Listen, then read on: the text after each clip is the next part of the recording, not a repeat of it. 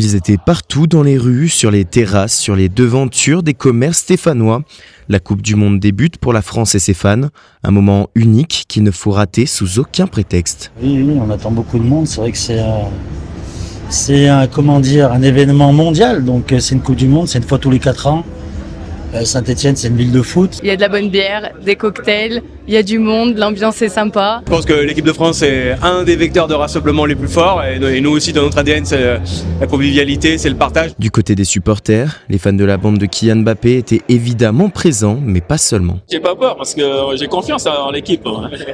J'ai pronostiqué 1-0 par contre pour le Sénégal. J'espère une victoire de la France quand même. J'ai pronostiqué 3-1 moi, mais ça va être compliqué je pense. Ce soir je suis français, avant tout. Dans la vie, je suis stéphanois. Mais là, on est en mode Coupe du Monde, on est en mode France. C'est face à quand même des attaquants redoutables. Mbappé, c'est chaud quand même, c'est à vous. Mais bon, on reste sénégalais, on n'a pas peur. On n'a pas de pression, on joue comme on a l'habitude de le faire. Un match symbolique qui faisait écho à l'exploit sénégalais de 2002, tombeur de l'équipe de France championne du monde en titre au même stade de la compétition. Mais cette fois-ci, pas de surprise, les Bleus ont pris leur revanche grâce à leur armada offensif, 3-1. Ah, c'était exceptionnel. L'ambiance, les buts de Kylian, on est trop fort. Incroyable, j'en perds mes cheveux.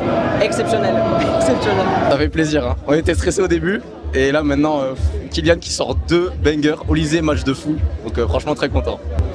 Mais on peut rien dire, il a prouvé qu'il était monstrueux. La première mi-temps, on a montré qu'on avait une défense incroyable. Deuxième mi-temps, une attaque incroyable. Ça présage du bon pour la suite, ça fait plaisir. Le spectacle est donc bel et bien lancé pour les fans de football qui espèrent revivre de nombreuses et belles soirées de Coupe du Monde en terrasse jusqu'à mi-juillet.